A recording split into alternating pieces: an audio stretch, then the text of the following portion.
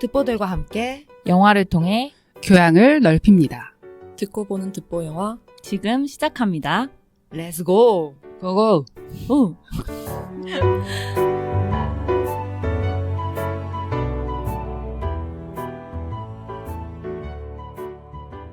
안녕하십니까? 안녕하세요. 안녕하세요. 안녕하세요. 네, 만나서 너무너무 반갑습니다. 저희가 새로 오신 우리 우정, 시에나 같이 네. 이제 참석하는 두 번째 녹음인데요. 각자 자기소개 한마디씩 부탁드립니다. 이름만 얘기해 주시면 돼요. 제 옆에 계신 분은요? 네, 우정입니다. 네, 저는 도라입니다. 네, 저는 시에나입니다. 그리고 저는 가지 언니입니다. 자, 오늘 저희 오프닝 질문을 제가 좀 드려봤죠. 만약에 나를 주인공으로 소설을 쓴다면 어떤 장르로 쓰고 싶은지 제가 질문을 드렸습니다. 우정, 혹시 어떤 장르로 쓰고 싶으세요? 정말 단 한 번도 생각해보지 않은 질문이어서 잠깐 S예요? 고민했는데 아니, N인데 저는 좀 에세에 가까운 것 같아요. 근데. 소문자 N이에요. 네. 아. 그래서 이런 생각까지 잘 안 해보지만 그래도 생각을 해본다면 앞으로 이런 질문 많이 받으실 거예요. 좋습니다. 기대하겠습니다. 저도 대문자인이고 저분도 대문자인이어가지고 그래서 생각을 해봤을 때 네. 그래도 판타지를 쓸 것 같아요. 아. 일단 소설을 쓴다라고 했을 때는 뭔가 이상한 나라 앨리스처럼 내가 완전히 새로운 세계 속에 떨어지거나 아니면 뭔가 외계인을 만나던가 뭔가 현실에서 만날 수 없는 존재들, 비인간 존재들이랑 내가 대화를 한다던가 그런 이야기를 쓰게 되지 않을까? 그런 생각을 했습니다. 우정 굉장히 도로시 느낌 나요. 도로시 네. 왜죠? 그냥 귀여워서. 그 느낌이 있어요. 네, 도로시? 이상한 나라로 떨어뜨려 드리고 싶습니다. 아. 네, 그럼 혹시 도라는요?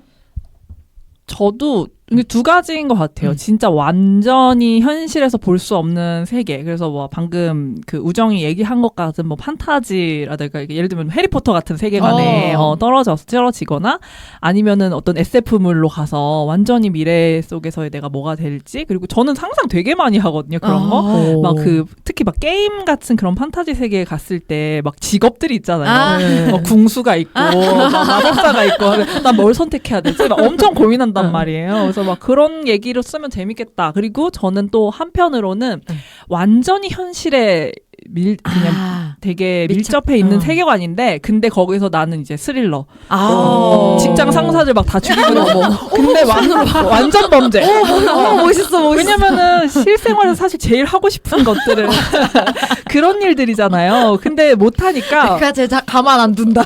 소설로 해설을 하는 거잖아요. 되게 많은 소설가들이 그리고 실제로 되게 복수를 위해서 소설 쓰는 분들 많아요. 그러니까 그게 막 진짜로 이 사람을 어떻게 하겠어가 아니라 내가 좀 미웠던 대상을 인물로 갖다 놓는 경우 되게 많아요. 그래서 그럼 이입이 잘 되겠다. 너무 막 즐겁게 쓰겠지.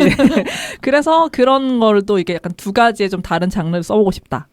약간 추락의 해부가 생각나네요. 그런 것처럼. 네. 역시 대문자 N이에요. 자, 이번에는 저는 우정이랑 시에나. 좀 비슷한데 네. 저도 사실 한 번도 생각을 해본 적이 없거든요. S예요? 저 소문자 N이에요.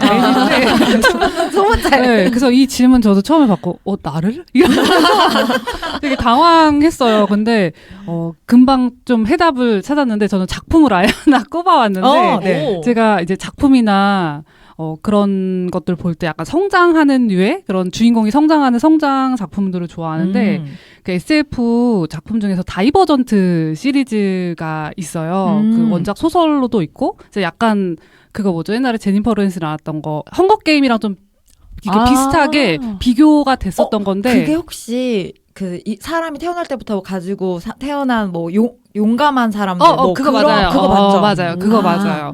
그래서 그 소설을 제가 먼저 보고 소설에 거의 이제 빠져들다시피 했어요. 왜냐면 또 이제 주인공 이제 맞아 가지언니가 말한 거 트리스라는 주인공이 이제 태어나면서부터 자기가 둘러싼 갖고 태어난 환경을 버리고 이제 새로운 거를 찾아가는 그런 영화인데 그 안에서 그 남자 주인공이 굉장히 또 애틋한 갸륵한 서사를 가지고 나오거든요. 그래서 너무 좋았는데 이게 영화가 이제 돼서 나왔는데 그 남자 주인공을 맡은 그 테오 제임스라는 배우한테 제가 그 영화를 보고 한동안 헤어나오지를 못했어요. 영화도 잘 만들었어요, 원작. 원은 괜찮아요. 원만. 저도 원이 제일 괜찮았던 것 같아요. 맞아요. 저는 괜찮고 그 이후에는 보고 싶으면 보시고 말고 싶으면 마셔라. 갈수록 조금 맞아요, 허접해지는 맞아요. 경향이 있더라고요. 봐봐야겠다. 그래서 저를 영화로 쓴다면은 나는 다이버전트의 트리스가 되겠다라고 자기 정해왔습니다. 스스로 구체적인 그걸 그 인물인데. 헤쳐나가는 오, 멋있다. 주체적인 인물. 네. 여기서 제 거 말하면은 조금, 저도 근데 인물입니다. 저는 오컬트고요. 파묘의 화림을 생각했습니다. 무당. 네. 오. 무당을, 왜냐면 실제 저는 귀신을 좀 많이 무서워해요. 완전 쫄보란 말이에요.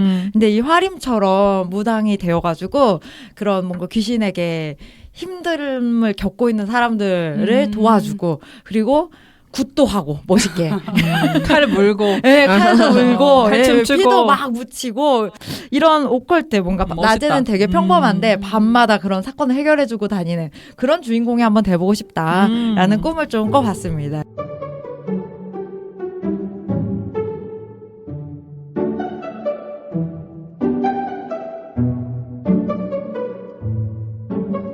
제가 이렇게 주인공이 되면은 어떤 사람이 되고 싶냐 이런 것들을 여쭤본 이유가 있습니다.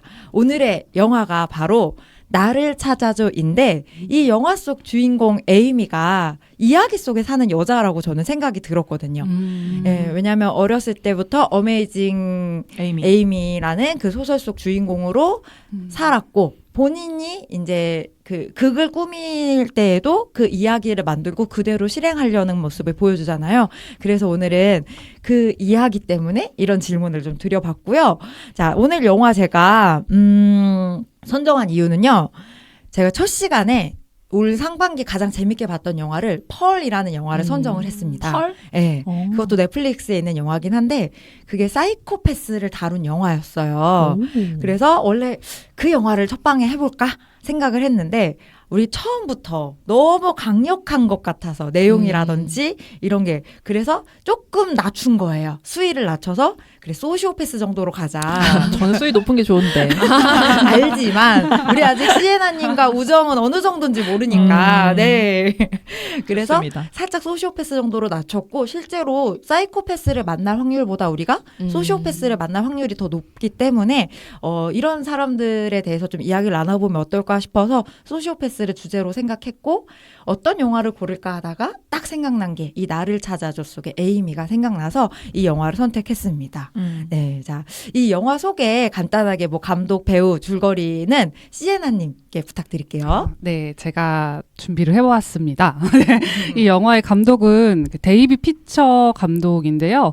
이 감독도 이제 CF 감독으로 처음에 데뷔를 해서, 네, 그 다음에 이제 뮤직비디오 감독으로 전향을 해서 마돈나랑 또 마이클 잭슨의 비디오를 찍을 정도로 인정을 받은 다음에 영화를 연출하면서 감독이 됐는데 좀 흥행 기복이 살짝 큰 감독이기도 하더라고요. 왔다리 갔다리 하더라고요. 네. 바로 간다. 네, 너무 바로 툭 들어갔나요? 너무 좋아요.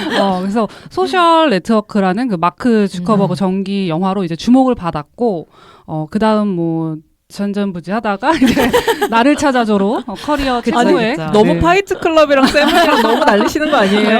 네, 그렇죠.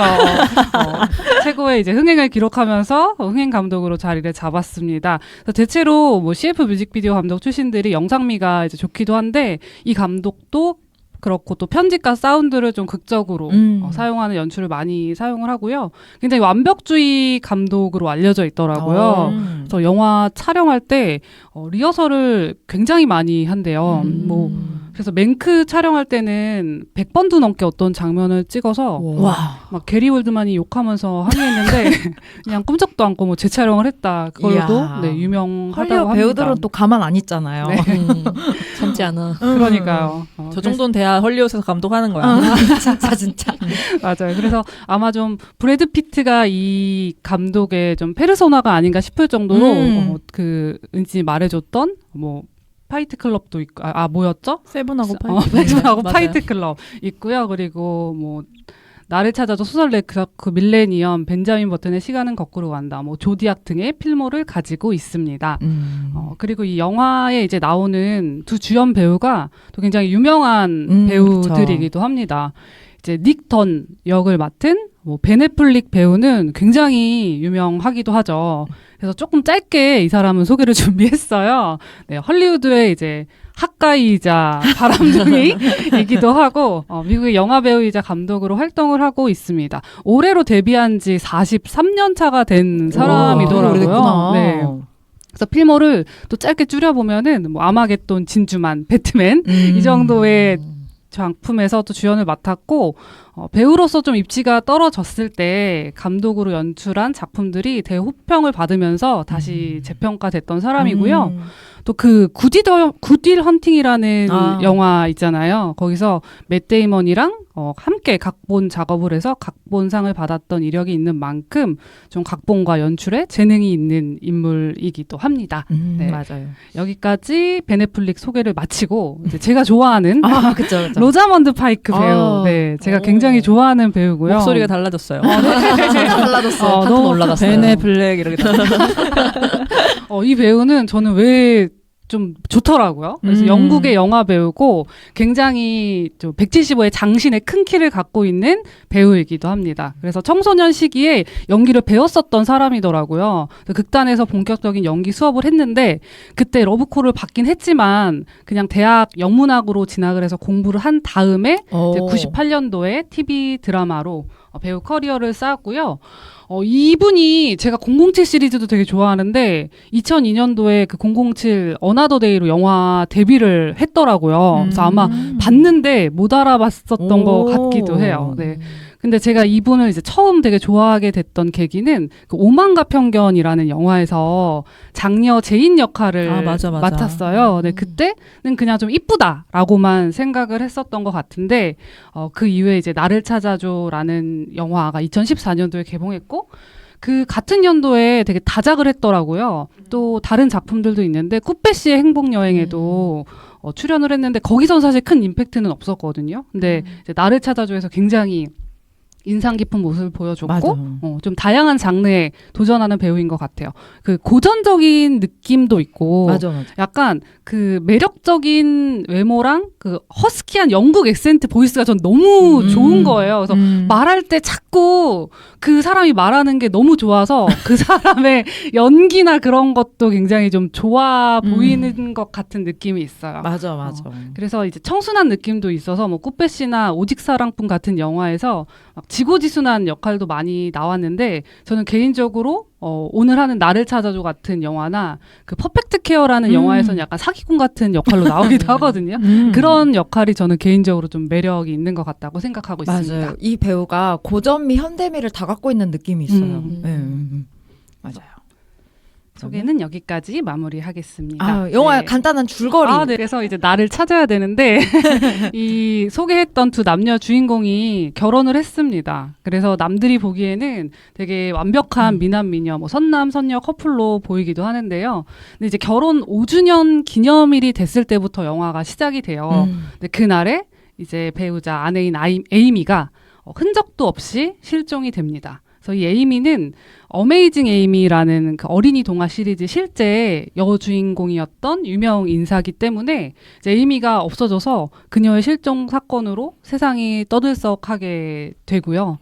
그래서 에이미를 찾던 경찰은 수사를 하던 도중에 곳곳에 집안 곳곳에 좀 숨겨둔 편지와 그 단서를 통해서 점점 남편 닉을 용의자로 지목을 하게 됩니다. 그래서 많은 사람들이 이제 닉을 따라다니면서 미디어에서는 닉의 일거수일투족을 보도하기 시작하면서 이제 비밀이 하나씩 드러나기 시작하는데요. 근데 남편 닉이 이거 뭐 어느 정도 자세하게 끝까지 줄거리를 다 얘기해드리는 게 나을까요? 아니 어느 정도 네. 잘라주시면 됩니다. 그렇죠. 네, 그래서 과연 진실은 무엇일까? 그래서 닉이 과연? 네, 닉이 과연. 그래서 에이미를 이제 찾아야 되는 그런 이야기를 하고 있는데. 아주 재밌죠. 네, 흥미진진한 전개가 이어집니다. 급마무리를 그럼 해볼까요? 네. 아주 재밌습니다. 네. 진짜 아주 재밌다라고 하셨는데 오정어 영화 어떻게 보셨어요? 저는 일단 평소에 스릴러 장르를 즐기지를 않아가지고 근데 그러면서도 엄청 좋다는 얘기를 많이 들어서 추천을 해놓고만 있다가 그냥 찜만 해놓고 있다가 이번에 봐서 너무 좋았고요. 여러 가지 생각이 되게 들었는데 일단은 너무 강렬한 영화다 라는 생각을 하면서 그쵸. 그 로자몬드의 연기가 진짜 너무 압권이라는 생각을 많이 했고요. 어떤 앞으로도 계속 이야기하겠지만 미디어와 대중에 대한 생각들을 많이 했던 것 같아요. 막 추락의 해부도 생각나고 또 막 되게 자극적으로 아까 이야기해주신 것처럼 막 일거수일투족을 보도하는 그런 모습들에서 약간 코로나19 때 우리 확진자 동선 공개하던 그런 생각도 좀 나고 그리고 영화가 딱 끝나고 나서 제일 강렬했던 경험이 끝나고 나서 무심코 휴대폰을 켜서 무심코 인스타그램 켰어요. 근데 거기에 딱 켜면 그 검색창에 이제 여러 가지 그 가십거리들이 잔뜩 등장하잖아요. 그게 갑자기 너무 이상하게 느껴지는 거예요. 물론 연예인들도 되게 많이 있지만 이제 일반인들이나 뭐 연예인의 가족이라던가 그런 정보들이 되게 많고 이번에 누가 뭐 했다, 이번에 뭐로 밝혀졌다 이런 소식들이 막 자극적인 헤드라인에 걸쳐져 있는 게 진짜 기이하고 이상한 세상이다. 뭐 이런 생각들을 딱 영화를 보고 나니까 했던 것 같아요. 오, 좋습니다.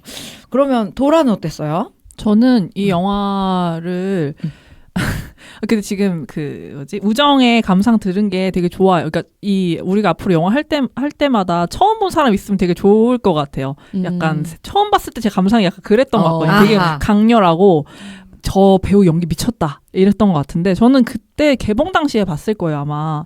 이것도 2014년이고 제가 그때 영화를 한국 다니셔가지고. 근데 그때 진짜 그렇게 느꼈어요. 너무 그리고 데이비드 핀처 자체가 그 속도감이 굉장히 빠른 감독이잖아요. 막 사람을 막 이렇게 거의 막 이렇게 멱살을 질질 갖고 끌고 가요. 그래서 정신없이 막 보다 보면은 막 전혀 지루할 틈도 없이 속도감 엄청나고 그리고 이 끊는 타이밍이 엄청 좋거든요. 맞아. 이 편집 타이밍이 되게 좋아요. 맞아. 그래서 그런 것들을 따라갔던 기억이 나요. 그리고 나서 이 영화를 선정했을 때 좀 재밌었던 거는 몇 달 전에 다시 봤어요, 저. 아, 진짜? 이게 그냥 집에서 오락영화 같은 걸 보고 싶은데 이게 어쨌든 오락영화잖아요. 되게 그쵸. 좋은 오락영화잖아요. 그래서 그냥 그때 가볍게 봤단 말이에요. 그리고 몇 달 만에 또 보니까 저는 지금 감상이 굉장히 많이 식어 있어요.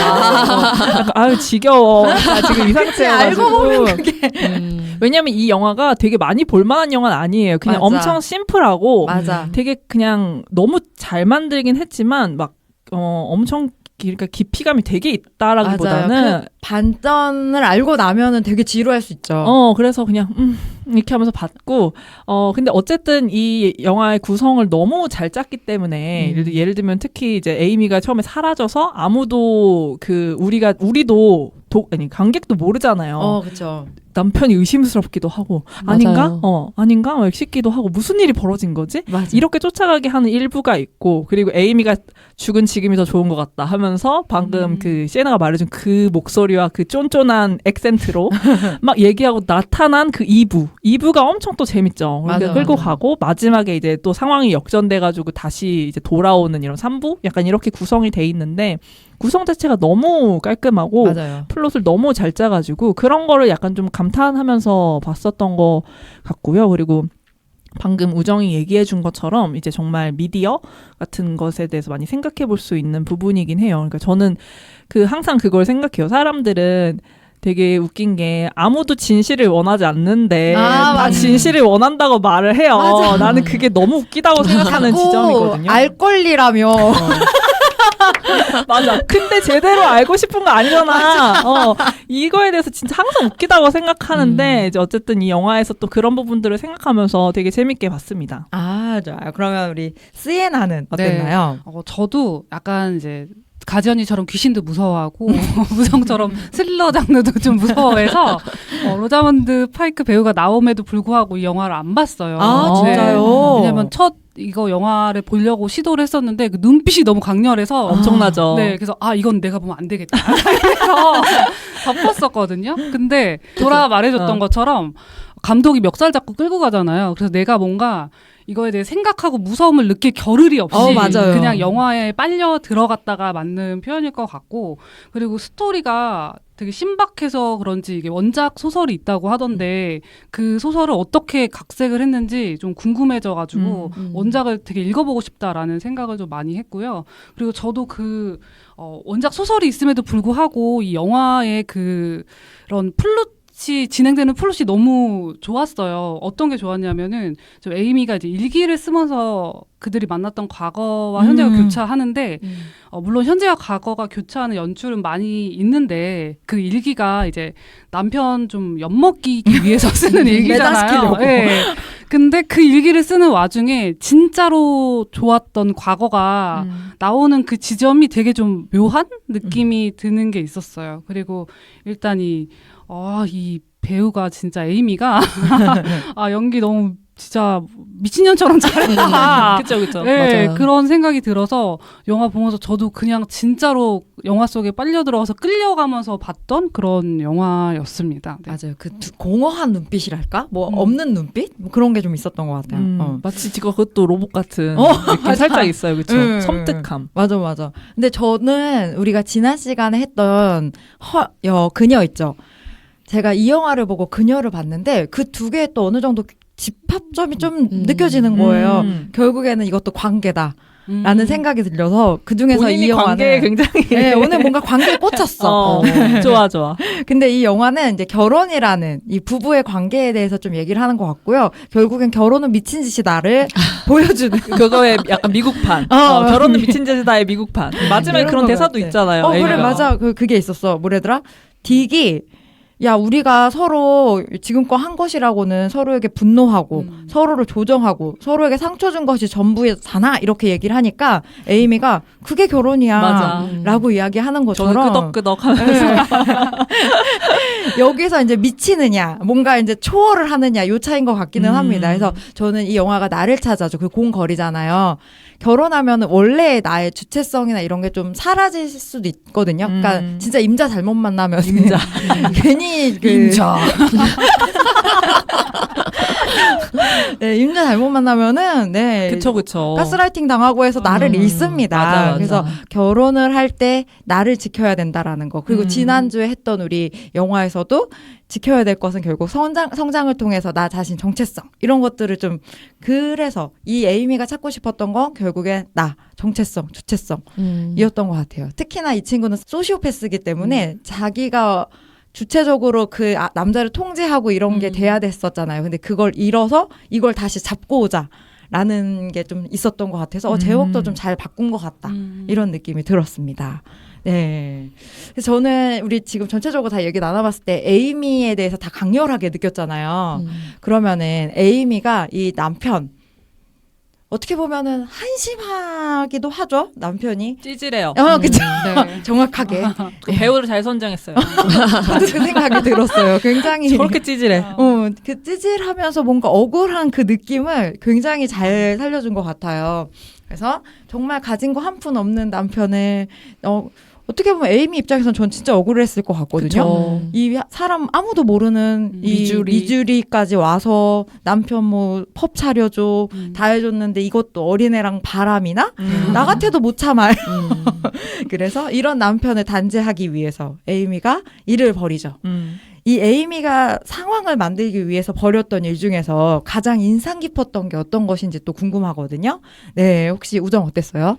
어떤 게 제일 인상 깊었어요? 정말 모든 행위가 인상 깊었지만 저렇게까지 한다고?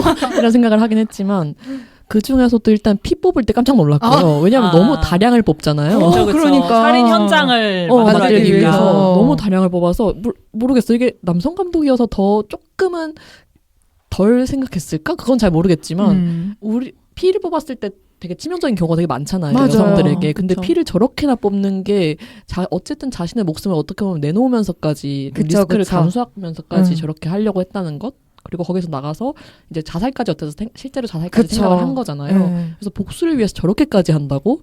그럴 때 조금 인상 깊었던 것 같아요. 맞아요. 자기 목숨을 그러니까는 목숨 버리는 것보다 얘 엿먹이는 게 난 더 강해 이런 거죠. 진짜 소름 끼쳤죠. 맞아요. 도라는요? 일단은 어쨌든 이제 남편이 자기를 죽인 것처럼 이제 만들고 이제 완전 범죄를 어쨌든 해야 되기 때문에 굉장히 이전부터 계획적으로 그걸 준비를 하잖아요. 그래서 막 그 관련된 책 같은 것도 막 이제 열심히 읽고 이 어떻게 해야지 치밀한 그게 되는지 그것도 준비하는데 또 결혼기념일에 그걸 만들어야 되니까 결혼기념일에 그 막 루트별로 막 그 클루 넣어놓고 막 이런 것들도 하고 일기도 미리미리 그 옛날 정말 다시 자기들 만났을 때부터 이제 300페이지 정도 되는 분량의 일기를 쓰는 것들, 약간 그런 것들이 이제 이 사람이 하는 행동이잖아요. 에이미가 하는 행동인데, 일단 기본적으로 저는 뭐 예를 들면 이 사람이 살인 현장을 계획하는 거는 저 사람 원래 똑똑한 사람이고 하버드 나온 걸로 나오고 맞아요. 책 많이 읽겠죠? 그 본인도. 그래서 그것도 다 그냥 심지어 피 뽑을 때도 책을 읽고 있더라고요.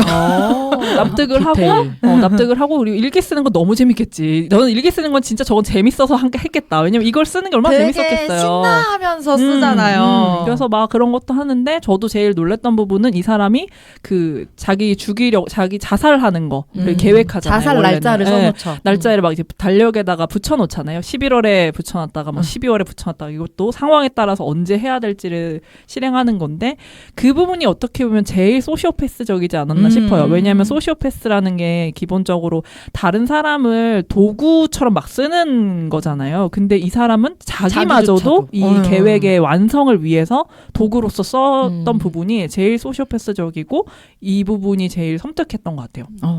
맞아요. 시에나는 어땠어요? 저도 좀 비슷한 포인트였는데 일단 달력에 포스트잇 붙여놓는 거 보고 저는 에이미는 정말 완벽한 제이구나 라는 생각을 대문자. 저도 제이긴 한데 난 저 정도는 아닌데 그래서 정말 파워 제이구나라는 생각을 하면서 봤고 에이미가 계획했던 게 저도 많이 충격적이긴 한데 어떻게 자기 자신을 해하면서까지 한다라는 게 저는 좀 놀라웠거든요.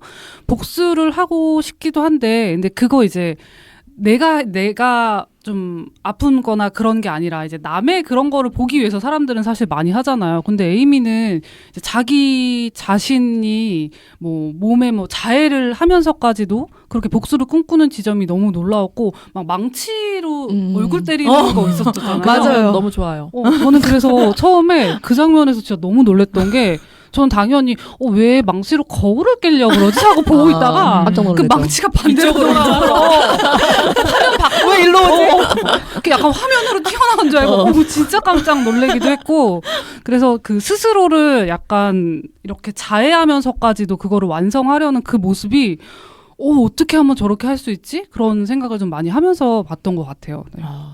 저는 이런 부분도 물론 소름 끼쳤지만 마지막에 남편 인터뷰를 보고 계획 수정하는 부분에서 진짜 소름 끼쳤어요. 그것이 진짜 완벽한 제이거든요.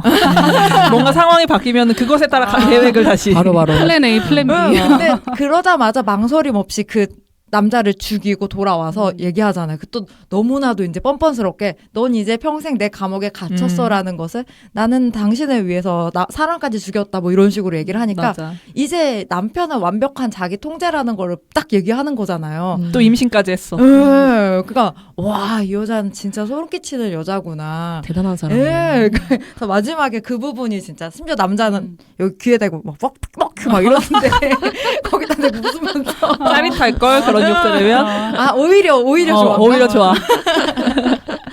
그래 너 이렇게 아무리 욕해봤자 넌 이제 내 손 아니야. 이제 영원한 감옥에 귀엽겠지. 갇힌 거니까. 그래서 와, 그 부분이 너무 소름 끼쳤고 마지막 눈빛 이렇게 맞아, 쓰다듬을 맞아. 때 첫 수미상관이잖아요. 맞아요. 처음에 봤을 때는 뭔가 오묘한 눈빛이었는데 마지막엔 확실히 소름 돋더라고요. 그 눈빛이. 맞아, 그래서 맞아. 와, 진짜 무서운 여자다. 음. 이런 생각을 좀 해본 적 있어요. 그러면은 이렇게 에이미 같은 사람들 혹시 일상에서 만나보신 적 있는지, 뭐 에이미처럼 뭐 직접적으로 나를 죽이거나 가해하거나 그러진 않았어도 우리 주변에는 이상하게 저건 소시오패스인가 싶을 정도로 싶은 사람들이 한두 명은 있지 않습니까? 만약에 안 만나봤다 그러면 본인을 의심해보세요. 그거 알죠? 내 주변에 기억나. 미친 사람이 없으면 내가 미친 또라이 질량 보존의 법칙. 자, 혹시 우정 있어요? 없습니다 이러는 거 아니야? 우리가 근데 조심해야 우정은 돼. 없어요. 우리가 조심해야 되는 거 아니에요? 저 없는데요. 여기 한 명 있네. 사이코패스랑 다르게 어쨌든 일상생활을 잘 하는데 그런 면들이 어쨌든 있는 거잖아요. 그쵸, 그쵸. 성공이랑 그 목적을 위해서 어떤 수단과 방법을 가리지 않는. 맞아요. 근데 이게 어쨌든 소시오패스라는 게 미디어에서 되게 많이 사용되는 단어고 컨텐츠 같은 데서도 많이 사용되는 단어고 하다 보니까 내가 실제로 만났다고 하더라도 잘 인식을 못할 것 같다라는 생각도 들고 그리고 사실 이건 좀 개인적인 것이기도 한데 네. 제가 사람들을 너무 좋게 보는 경향이 있어가지고 쎄한 걸 잘 감지를 못해요. 그래서 아직 크게 안 당해봤군요. 네, 역시 도로시야. 네, 아직은 없는 것 같아요. 저희 이 우정의 세상을 지켜주고 싶습니다. 네, 떼무지 않기를. 혹시 내가 한번 생각해 보시길. 도라는 어때요? 저는 이제 우정의 말에 일단 되게 공감이 가는데 이 말을 또 해보고 싶어요. 만나면 모를 수 없습니다. 소시오패스를 만나면 모를 수가 없어요. 저는 아주 명확하게 만난 적이 있고 그리고 사실 뒤에 그런 질문 있는데 내가 자기를 의심해 본 적 있냐 이런 거 있는데 어쨌든 우리가 옛날에 막 사이코패스, 소시오패스 이런 단어가 처음 생겼을 때 사람들이 막 테스트 같은 것도 해보고 맞아요. 막 나 아니야 이런 거 생각하잖아요. 특히 막 쌉티들은 T인 사람들은 되게 고민 많이 해요. 소티오패스. 내가 공감을 좀 못해준다고 하고 남들은 나 차갑다고 하는데 내가 사이코패스에서 그런가 이런 거 저는 되게 많이 의심해봤거든요. 근데 만난 이후부터 한 번도 의심해본 적이 없어요. 맞아. 진짜는 찌는 달라요. 네, 그 소시오패스를 만난 순간부터는 저 사람이 소시오패스구나. 저거구나. 그럼 나는 절대 저렇게 될 수 없다. 이게 되게 명확해져요. 그래서 저는 너무 만난 적이 있고요. 근데 그 순간 자체는 몰랐어요. 왜냐면 내가 만나본 적이 없으니까, 저 사람 왜 저러지? 왜 저러지? 하는데, 우리가 어쨌든 누군가를 만나서 이 사람 좀 이상하면 막 이해를 해보려고 하잖아요. 맞아요. 이래서 이런가? 사람이 좀 다르니까, 이래서 이런가 보다. 이래서 이런가 보다. 그래서 막 MBTI로도 막 생각하고, MBTI가 저래서 이런가 보다. 막 이런 것도 생각해보고 하는데, 나중에 제가 그때 무슨 방송에서였나? 막 소시오패스의 특징 이런 거 막 한 10가지 열거돼 있는 거 있잖아요. 그럼 막 우리가 막 그런 거 보면서도 나 이런 거 좀 해당되는 것 같아 하잖아요. 그분은 정말 정확하게 그게 모든 게 다 맞아 떨어지는 사람이었어요. 그래서 만나면 모를 수 없다. 조금 더 구체적으로 알려주시면 안 되나요? 예를 들면 어떤 게 있었는지. 그러니까 그 사람 같은 경우는 제가 아까 소시오패스의 특징을 그래서 다시 한번 조금 봤는데 예를 들면은 내가 잘못했는데도 내가 피해자인 것처럼 행동한다. 이런 거가 있었고 여기서 저는 제일 공감 갔던 거는 여러 개가 되게 많은데 얄팍한 매력과 설득력.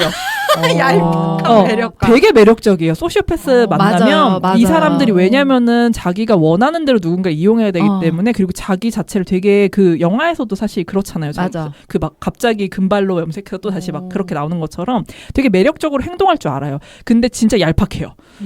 조금만 이렇게 벗겨보면 되게 속에 엄청나게 막 혼돈에 빠져 있는 이런 인간이 막 보이고 그리고 거짓말을 하는데 우리가 보통 거짓말을 어쨌든 한다면 성의 있게 하잖아요. 성의 없이 해요, 거짓말을. 그냥 상황을 모면하기 위한. 그래서 금방 밝혀질 거짓말을 그냥 계속 하면서 그냥 일단은 자기는 거기 벗어나는 게 일단이고 양심 당연히 없고 그냥 당연히 누군가를 그냥 막 이용하고 그리고 화도 진짜 잘 내요.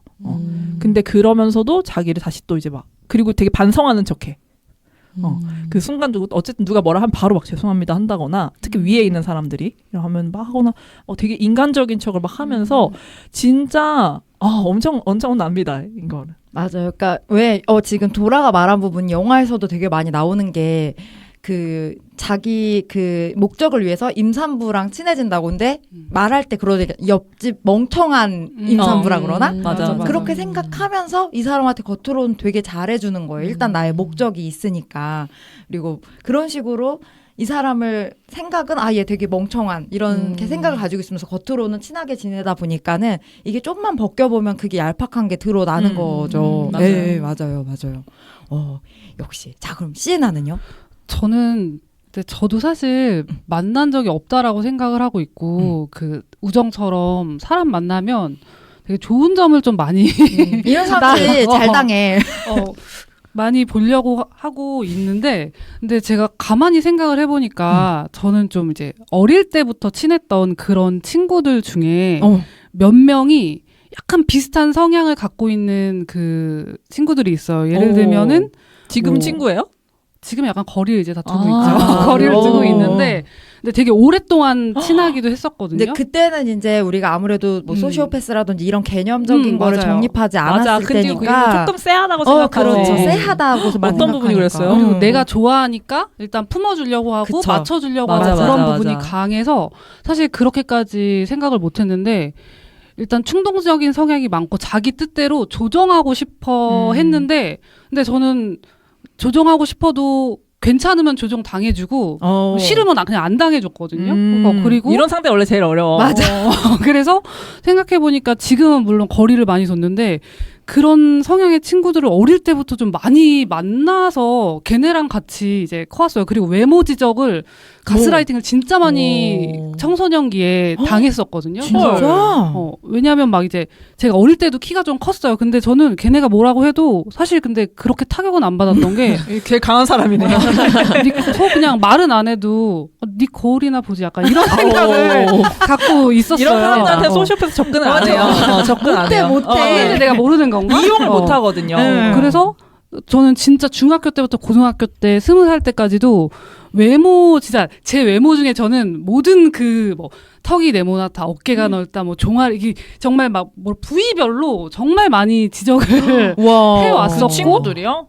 예, 친구들이에요. 헐. 한 명이 아니라. 그래서 지금은 다 거리를 두고 있는데 생각해보니까 약간 비슷한 성향이었던 것이 아닐까. 그럴 수도 있고 그런 그러네요. 것 같은 생각이 좀 맞아요. 들어요. 걔네 그 소시오패스들이 지적하고 이러면서 자존감을 깎아내리는 맞아요. 게 되게 있거든요. 누르려고 네. 하는 게 있는데 근데 너무 누르기에는 나보다 아니야. 너 아니야. 너무 그치? 강한 상대를 만났어. 아니 그리고 그 지적하는 너가 예뻤으면 그니까요. 그거죠. 예뻤으면 내가 약간 생각을 해봤을 수 있을 것 같은데 너 아니야. 약간 어떻게 보면 다행이었네요. 네가 더 못생겼어. 그래서 저는 그 외모 지적을 너무 어릴 때부터 주변에서 친구들이 많이 하니까 제가 스스로 이런 걸 하면은 사람들이 되게 싫어하겠구나라는 생각을 해서 저는 누구를 보면 절대로 막 갑자기 남편 얘기로 돌아가는데 남편 처음 만났을 때 외모 지적 진짜 많이 하고 싶었거든요. 근데 막 그 남편한테 내가 너를 하나도 지적 안 하고 그 병아리 티 노란 거 내가 다 참아줬다 막 이러면서 나중에 병아리티. 네, 그렇게 또 제 좋게 사고가 또 돌아가기도 했습니다. 긍정적으로 굉장히 변화를 하셨네요. 그러고 보면은 맞아요. 만난 적이 없다고 생각했는데 사례들을 듣다 보니까 있는 것 같아요. 있었던 것 같아요. 있었던 것 같아요. 네. 얘기해 주세요.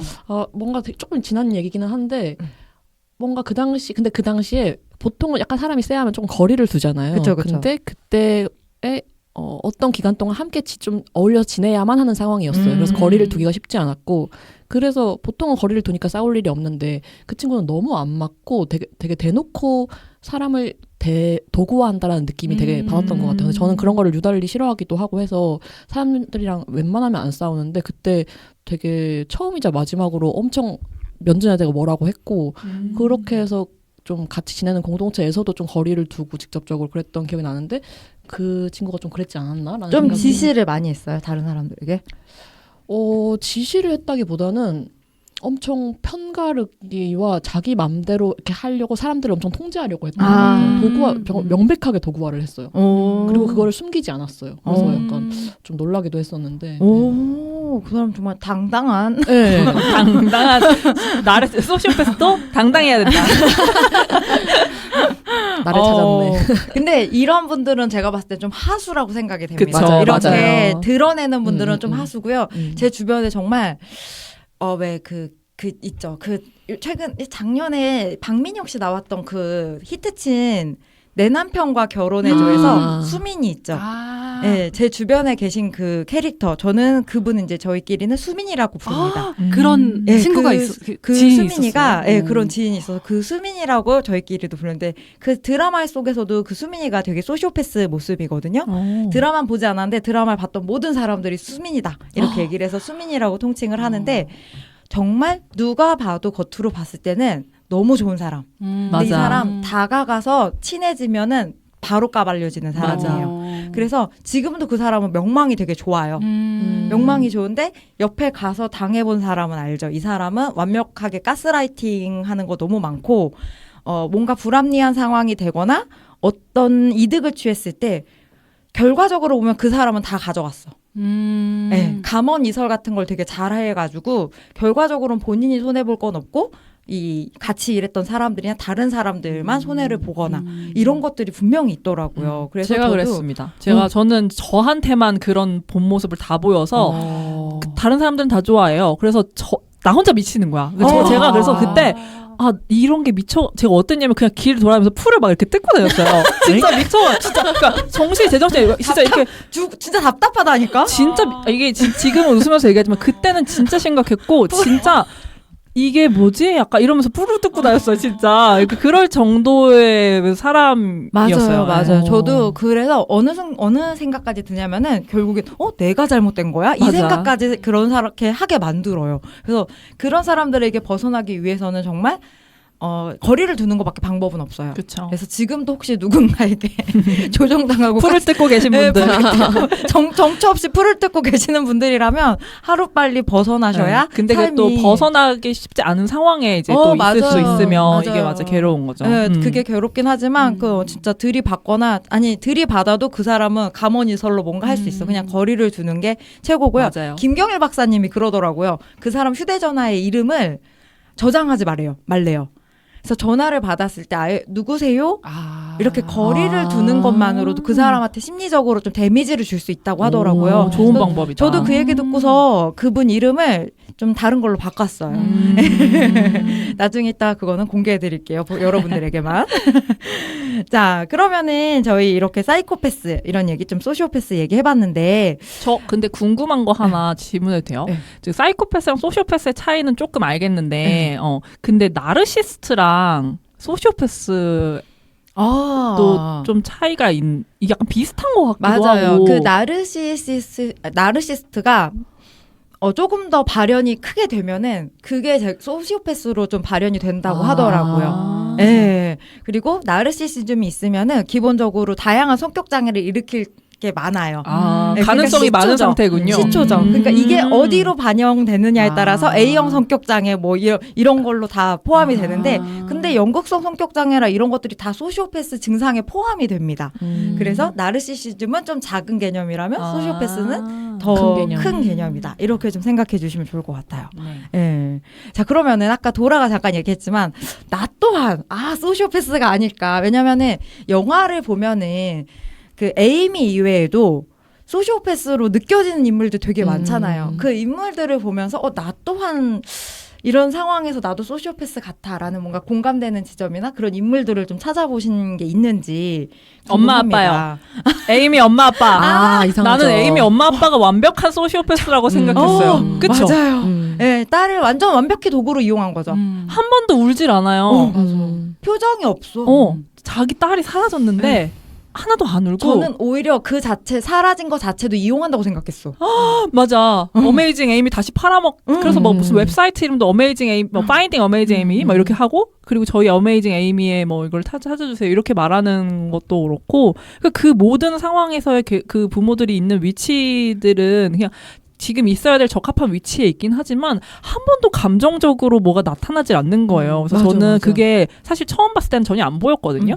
근데 이제 몇 번 보니까 저 사람들이 진짜 더 소시오패스 같다. 그러니까 에이미가 저렇게 이 사람은 후천적 소시오패스인 것 같아. 부모가 그랬을 수도 있어. 어메이징 에이미 자체도 그랬잖아. 이 사람은 항상 쫓아가는 삶을 살았고. 맞아. 그래서 이 사람은 선천적인 게 아니라 후천적으로 만들어진 소시오패스 같다. 이런 생각이 좀 들었고. 그리고 또 한편으로는 닉도 소시오패스 같아요. 나도 그 생각도 들었어. 물론 그런 관계에 있으니까 사라진 게 오히려 후련했다 이런 거가 좀 이해가 가긴 하지만 걔 진짜 멍청해 보이잖아요. 아무 생각이 없는 것 같아. 웃으라니까 그냥 웃어. 그러니까 물론 나중에 막 토크쇼 하고 막 이럴 때부터 좀 생각하는 것 같이 나오지만 막 그 여대생과 바람 피우며 막 자기 그 걔가 쌍둥이 여동생 가스라이팅 하잖아요. 그러니까 이게 막 이 영화 자체가 모두가 소시오패스인가? 저 여동생 빼고 막 이런 생각이 들 정도로 생각해보면 캐릭터 빌딩을 되게 잘 해놨다. 이게 새삼 다시 보이더라고요. 맞아요. 혹시 우정 찾은 거 있어요?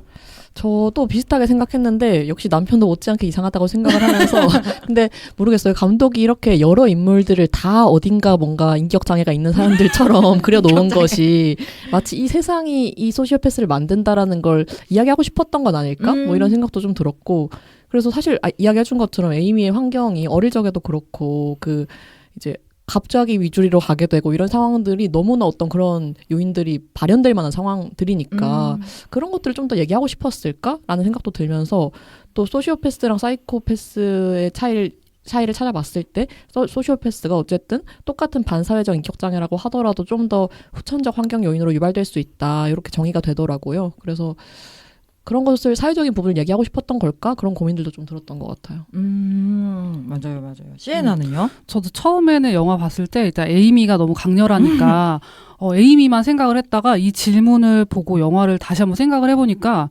영화에 나왔던 캐릭터들이 다 정상은 아닌 것 같은 느낌이 드는 거예요. 뭐 닉도 마찬가지고 저는 그 부모님의 특히 엄마의 그 표정이 너무 이상하다고 영화를 보면서도 느끼기도 했거든요. 그래서 마치 그 딸의 실종 기자회견이 하나의 뭐 쇼처럼 이벤트처럼 보이기도 했고, 그리고 그 에이미 숨겨줬던 쫓아다녔던 남자도 너무 이상하죠. 너무 이상하죠. 아닌 것 같은 느낌이 걔도 단순히 피해자만은 아닌 네. 느낌. 명백한 쎄한 무슨 느낌이 있어서 그리고 왜냐면 에이미조차도 통제하려고 했어. 걔도 머리 맞아. 너 지금 살찐 것 같아. 너 머리 뭐 이런 식으로 그러니까 했잖아. 소시오패스의 만남이지. 맞아. 대결. 누가 이기느냐. 맞아. 근데 에이미가 이제 직어 같으니까 그냥 죽여버렸어. 에이미가 더 셌어요. 더 셌어. 맞아. 한숨이야. 맞아요. 그 저는 거기 그 아나운서 그 앵커 아. 그 여자 이름이 기억이 안 나는데 극 중에 어. 저는 그 앵커 역시도 만만치 않은 소시오패스 같아요. 처음에는 샤론 이런 이름이었던 예, 것 그죠. 같은데. 뭐 그런 이름이었던 것 같은데 어, 처음에는 닉 엄청 막 까고 막 범인이라고 겁나 몰잖아요. 근데 나중에는 그 에이미가 돌아오고 나서 인터뷰하러 쪼르르 와가지고 뭐 로봇 강아지 뭐 고양이 로봇 고양이. 로봇 고양인가 뭔가 강아지랑 어울릴 것 같다고 고양이 줬어요. 왜 진짜 그래? 황당해. 그래서 되게 자기가 여태까지 저질렀던 그런 모든 것을 한순간에 그냥 아무렇지 않은 듯이 와가지고 왜냐면 자기에겐 특종이 필요하니까. 네, 그래서 그 모습조차도 저 여자도 만만치 않은 소시오패스다. 성공을 위해서 이런 생각이 좀 들었고, 전 영화 속에서 또 하나 재밌었던 게 남녀의 대치? 그러니까는 남녀가 바뀌었다라는 거. 주도권이 다 여성에게 있었다는 점도 되게 재밌었던 것 같아요. 일단은 닉이랑 에이미도 에이미가 다 만든 세상 속에서 닉이 왔다리 갔다리 하는 거고, 여형사와 그 부하 형사 남자였잖아요. 근데 남자 형사는 계속 보지도 않고 닉이에요. 남편이 죽였다. 남편이야. 무지성. 약간 거의 뭐 감정적으로 나가는데 여자는 계속 좀 더 봐야 돼. 합리적으로 좀 상상하는 좀 그런 것들을 보였고, 또 임신부 그 임산부가 막 폭로하는 장면에서도 결국에는 여성이 뭔가 시초를 열어주는 이런 모습을 봤을 때도 뭔가 페미니즘적으로도 연결이 되어 있나? 이런 생각도 좀 들었던 것 같아요. 그래서 정말 되게 다양한 모습을 그렸구나. 세상에 정상이 없고 소시오패스는 만들어지는 것이고 이런 거 좀 그린 것 같고, 그러면은 내가 좀 소시오패스 같을 때는 어느 때가 있었는지 궁금하거든요. 혹시 있어요? 시에나? 저는 사실 그 소시오패스인가라고 생각을 해본 적이 있었었는데, 예전에 언제냐면은 그 어떤 제가 한 시기에 되게 저를 힘들게 했던 사람이 있어가지고 그 사람이 너무 싫은 거예요. 그래서 설거지하다가 그 생각을 정확히 했어요. 어떤 영화에서 파란색 무슨 영화인지 제목은 기억이 안 나는데 여자가 파란색 꽃에 든 독을 이제 음식에 넣어서 그 드럼 아니에요? 드라마인가요? 그 작은 아씨들에서 그 보라색 아, 꽃에 있는 독을 먹였던 것 같은데. 작은 아씨들에도 있었고 그 어떤 영화에서 제가 영화에서도 또 있었나? 그거 비슷하게 있었거든요. 그래서 진짜 저 파란색 꽃이 실존하나? 이러면서 진짜 실존하면 힘들었나 봐. 내가 그러니까. 저거 사다가 죽이고 싶다. 좀 커피에 넣을까? 그런 생각을 했었던 적이 있거든요. 그래서 한번 그 생각을 하다가 뭐야? 나 정신병자야? 약간 막 이런 생각을 그때 했었는데, 그 소시오패스 뜻을 이번에 다시 한번 찾아보고 나서 나는 거기까지는 아니다. 냉소적이라고 느낄 때는 있지만 그래도 공감 능력이 굉장히 많은 편이고 뭐 충동적인 일을 제이어서 그 안전 성향이어가지고 그 통제 밖을 벗어나는 일을 굉장히 좋아하지 않거든요. 그래서 뭐 나에게 이익되는 일도 좋아하긴 하지만 양심의 가책도 많이 느끼고 있기 때문에 소시오패스는 아닌 걸로 어제 맞아요. 결론을 내렸습니다. 아까 도라도 그랬잖아요. 네. 실제 만나보니 나는 아니다. 근데 절대 일 수 없다.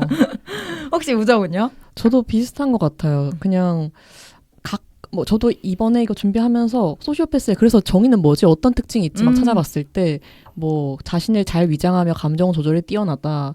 뭐 매우 계산적이다 뭐 이런 것들을 보면서 자신을 잘 위장할 때 가끔 그렇게 느낄 수도 있겠다. 그러니까 저 또 가끔 밖에서 이렇게 안 믿으실 수도 있지만 포커페이스라 같다는 말을 가끔 듣는데 그렇게 뭔가 내가 생각하는 것과 다르게 사회생활을 할 때라던가 그럴 때 조금 소시오패스까지는 아니어도 좀 그런 면모가 있나라는 생각을 했었는데 역시 마찬가지로 실제를 만나면 전혀 다르겠죠 아마. 근데 직장 생활을 하다 보면 그렇게 소시오패스가 된다기보다는 알 것 같아지는 때가 있어요. 왜냐하면 기업이라는 데서 그쵸. 이 요구하는 바가 있잖아요. 네. 이 직장 생활을 다니면서 어떤 역할을 뭐 부여받거나 뭐 이런 거 할 때 요구 받을 때 내가 그것을 이게 예를 들면 옳지 않은 것임에도 분명한데 내가 그걸 행해야 될 때가 있잖아요. 맞아. 뭐 그렇게 될 때는 감정을 죽여야 되잖아요. 이 맞아. 어쨌든 뭐 예를 들면 이 일을 어떻게든 해야 돼. 맞아. 막 이런 걸 생각할 때 그러니까 이제 확실히 후천적으로 소시오패스가 생길 수밖에 없는 게 반복되면은 진짜 이 사회가 요구하는 바가 어느 정도는 감정을 죽인 채로 여기서 가장 효율적으로 일을 해야 되고 뭐 성취를 얻어내야 되고 이런 것들을 요구하니까 우리가 그거에 매몰되면은 누구나 사실은 어떻게 보면 그렇게 할 수도 있고 남을 맞아요. 이용하는 거에 되게 아무렇지 않아질 수도 있고 그래서 저 아까 그 가지 언니가 되게 페미니스트 영화 같다 이렇게 생각한 것도 저도 되게 공감을 했어요. 왜냐면 제가 이런 영화들이 많이 있잖아요. 뭐 소시오패스나 사이코패스를 다룬 영화들 보면 거의 남자 주인공이에요. 막 되게 남자 주인공들이 많고 여자 주인공은 하나도 생각이 안 나는 거예요. 물론 이제 되게 뭐 아까 막 그런 드라마 같은 데서 막 이렇게 조금씩 나오는 인물들은 있긴 하지만 주인공으로 나와서 뭔가 이렇게 행동하는 거는 거의 남자 주인공들이 많은데 뭐 대표적으로 조커 있죠. 막 그랬는데 이 영화가 어떻게 보면 그런 면에서 되게 세련됐다. 이 여자 주인공을 가져서 너무 그리고 이런 표현이 웃기지만 유능한 소시오패스가 나와서 결국에요. 완벽 맞아. 범죄를 이뤄냈잖아요. 그런 게 나오는 게 너무 어떻게 보면 또 한편으로는 이런 여성 캐릭터 너무 멋있기도 하고 맞아. 그리고 저는 되게 약한 소시오패스로는 미스 슬로운 생각했거든요. 그것도 이제 여자 주인공이 나오는데 물론 걔도 왜냐면 중간에 자기 동료를 이용해 먹는 장면이 있어요. 그래서 약간 이런 영화들도 되게 우리한테는 중요하고 소중하다. 이런 콘텐츠들. 여성이 나와서 어떤 되게 다양한 면모를 보여주는 것들 이런 생각을 좀 했던 것 같아요. 제가 아까 전에 만나봤던 그 소시오패스 있잖아요. 이 왜 첫 장면에 닉이 그 에이미를 싸듬으면서 니 두개골을 꿰서 뇌를 꺼내보고 싶어 무슨 생각하는지. 맞아. 소시오패스들은 정말 그 정도로 궁금하고 이해가 안 되는 게 많아요. 그리고 이 에이미도 결국엔 결혼 생활을 그렇게 이어가잖아요. 제 아는 분도 그 소시오패스도 남편이 엄청난 뭔가를 저질렀는데 사회적으로 보여지는 게 중요하기 때문에 그걸 다 덮고 결혼 생활 유지해요. 그 굉장히 좋은 부부처럼 지금도 SNS를 올리고 있고 저는 거기서 이 사람은 정말 소시오패스다라는 방점을 찍었거든요. 그래서 우리는 기본적으로 다 가지고 있지만 진짜 소시오패스는 다르다. 자, 그러면은 마지막으로 질문 하나 드려볼게요.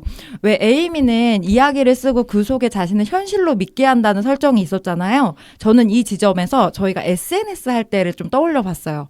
그때도 사실은 내 이야기를 쓴다고 하지만 누군가를 볼 것을 의식하고 나의 이미지를 이렇게 투영하고 싶다가 분명히 나오는데 혹시 좀 그런 이미지를 좀 비춰주고자 글을 쓰는 편인지 혹은 어느 정도 의식을 하는지 이런 것들이 좀 궁금해요. 우정 어때요?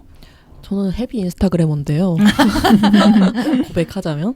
근데 SNS라는 공간은 어쩔 수 없이 그렇게 만드는 것 같아요. 그쵸. 결국은 내가 그러니까 아무리 벗어나려고 해도 어쩔 수 없이 거기는 하트와 좋아요라는 것이 있고 어떤 반응을 얻는 컨텐츠와 얻지 않는 컨텐츠가 너무 다르기 때문에 어쩔 수 없이 신경을 쓰지만 그럼에도 싫으니까 어쨌든 벗어나려는 장치들을 스스로 좀 두려고도 하는 편인 것 같고 이를테면 그 요즘에 그 개수 숨기기를 할 수 있잖아요. 뭘 숨겨요? 개수 좋아요, 숨기기. 개수. 좋아요 개수 숨기기. 그런 게 있어요. 나만 볼 수 있고 타인들은 볼 수 없게 개수 숨기기가 가능해서 그런 것들은 꼭 하려고 하고 그거는 되게 잘 만든 기능 같더라고요. 그거에 되게 사람이 연연해하는 사람들이 맞아요, 많으니까. 그래서 그런 것들을 하면서 어쨌든 좀 기록용으로 특히나 어떤 나의 일상 같은 것들을 좀 전시하지 않으려고 노력은 하는데 쉽지는 않은 것 같아요. SNS라는 공간은 어쨌든. 혹시 그럼 내가 어떤 이미지로 보여주고 싶다 이런 거 있어요?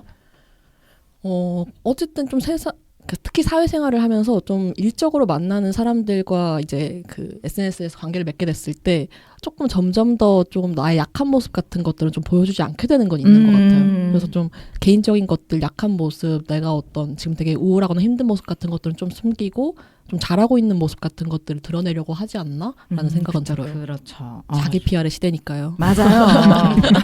똑똑하다, 똑똑해. 똑똑해. Z세대다, Z세대. 도라는요? 저는 일단은 SNS를 많이 한다고는 할 수 없는 사람이고 인스타그램 물론 있고 이제 스토리를 종종 올리는데 남의 스토리 일단 잘 안 보고 관심이 별로 없어요.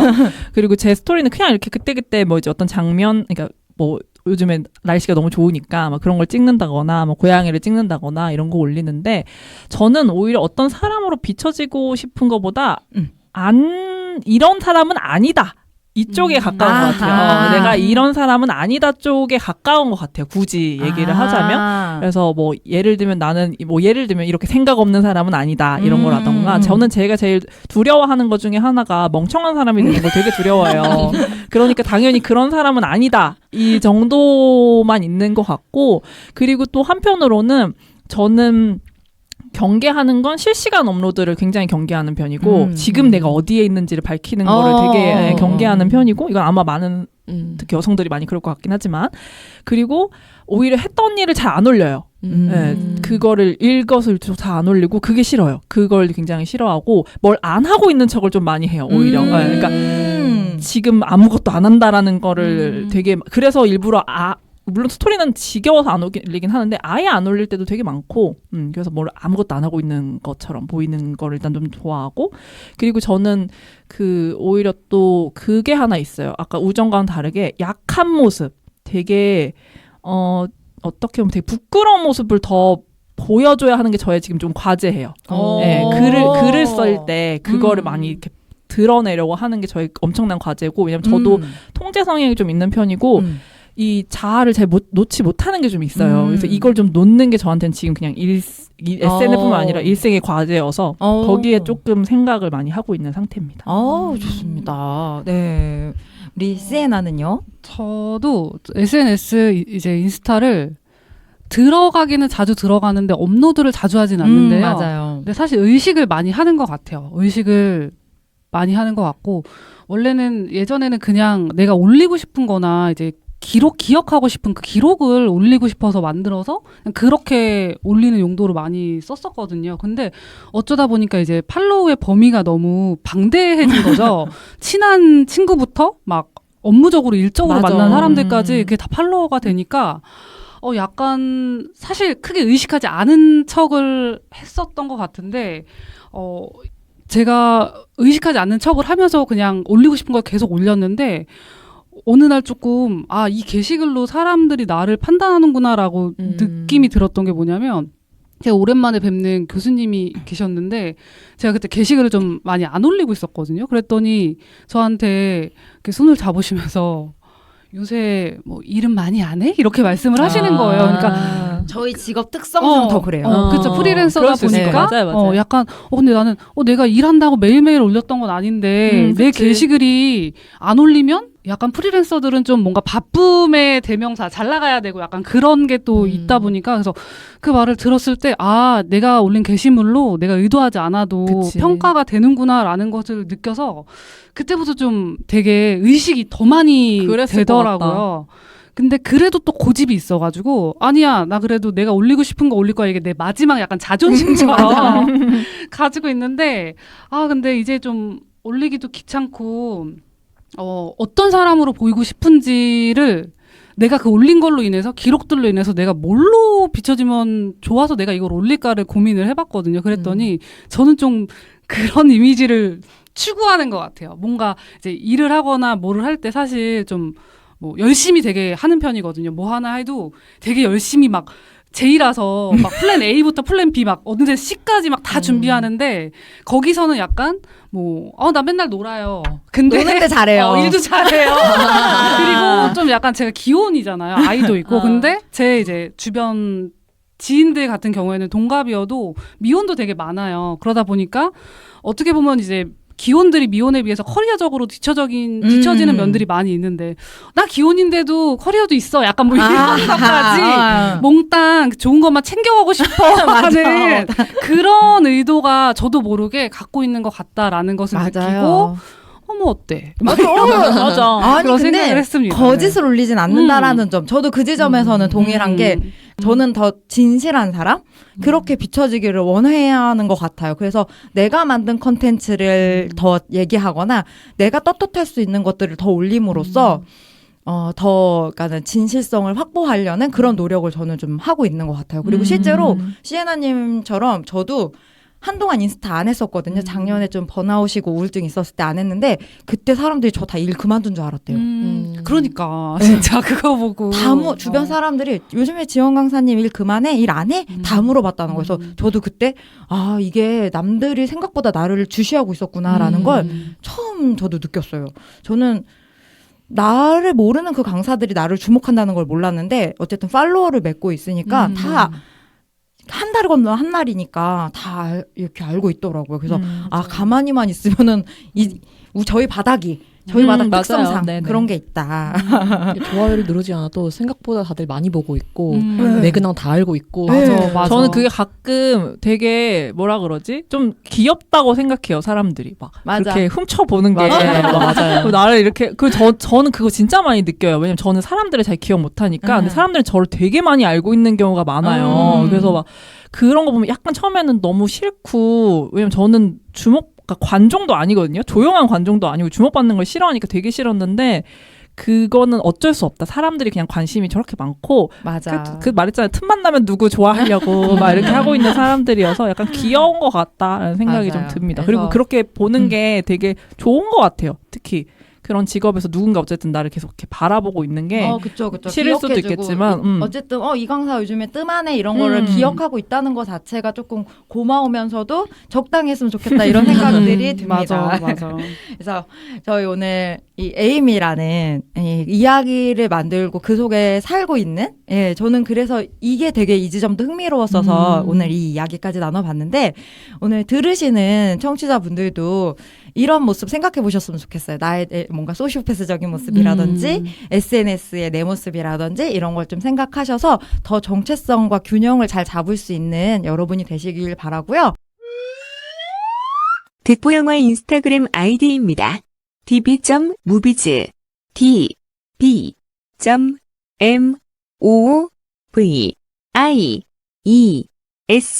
많은 관심 부탁드립니다. 자, 마지막으로 다음 영화 저희 아직 정해지지 않았죠. 다음 영화 많이 기대해달라. 오늘보다 더 재밌는 영화가 올 것이다. 라는 얘기 드리고 싶고요.